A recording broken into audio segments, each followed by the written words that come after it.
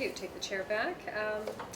So item 6.7, respecting Sarcoa and the entertainment noise issue. I'm sure there's some discussion on this somewhere. Looking for some sort of update, I think. As he takes the chair, all eyes are on you. Thank you. Provide an update for us, please. Through you, Madam Chair. Well, since March this year, through Community Council, we have a new pilot project that's been approved. It's a joint project with the Hamilton Police Service and municipal law enforcement to enforce noise enforcement after hours.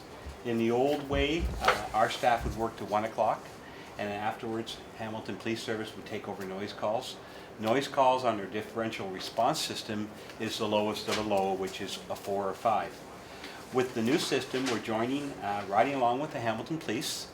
It'll be a dedicated police unit with bylaw that will deal with noise problems as a priority 1, noise problems only, and they'll be working to 5 a.m. in the morning, which means a lot of problems that happen after we go home and the police don't get to it will be responded to. So for Sarcoas and other noise problems in the city, it'll be immediate response and a zero tolerance approach, which we've taken elsewhere in the city, which has been very, very beneficial. So moving forward, we're looking to start at the end of May. We're meeting with the police in the next week to get their special units going. We have our hiring process in place. In the meantime, we already have trained officers to partner with the police until we get our new unit up and running. So that's kind of a nutshell where we're going and where we should be in the next little while. Okay, thank you, Bill. Appreciate that. And comments? So second to that, and that's kind of the enforcement side. We're also looking at the entertainment district noise attenuation process, getting examples from other municipalities in terms of how they manage higher density developments and entertainment areas, not like what the waterfront is going to be in the future, or Hess Village or other places. So I think there's really a move afoot to kind of figure out how we encourage the entertainment part of it, which I think is important. We want our entertainment areas to be lively and entertaining, and at the same time respect the folks that are ultimately going to be living there in terms of the new developments that are coming, specifically on Pier 8 and in areas where we already have entertainment districts. How do we attenuate that noise? What kind of strategies do we need to use? What happens in a municipality? So that's a kind of a secondary direction to this in terms of how we're rolling that out. Want to add to that? And through you, Madam Chair, the survey has gone out this week to our neighboring city, the Ontario municipalities, as well as a number of other municipalities that have waterfronts in Canada. So we expect preliminary responses within the next month, so we can start forming our opinion and also forming a strategy to, address these new districts that are coming out. Okay, excellent. Rick?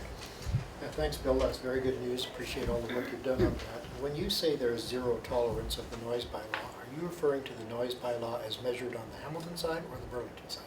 Point of reception. So if a Burlington resident is receiving noise from Hamilton, we will enforce it. Excellent. So I only have one other question for you. What number can I give my constituents to call at 1 in the morning if there's an issue? 546-4925, which is the Hamilton Police Service, and they will dispatch our unit. Our unit works Thursday, Friday, and Saturday evening up until 5 a.m. That's when the highest number of complaints are happening. And at that point, a Hamilton Police Service vehicle with a bylaw officer accompanying will respond to these complaints, and they will address them accordingly. So it's 546-4925. And that's the Hamilton Police Service number. Excellent. Thank you for your work on that. All right, thank you.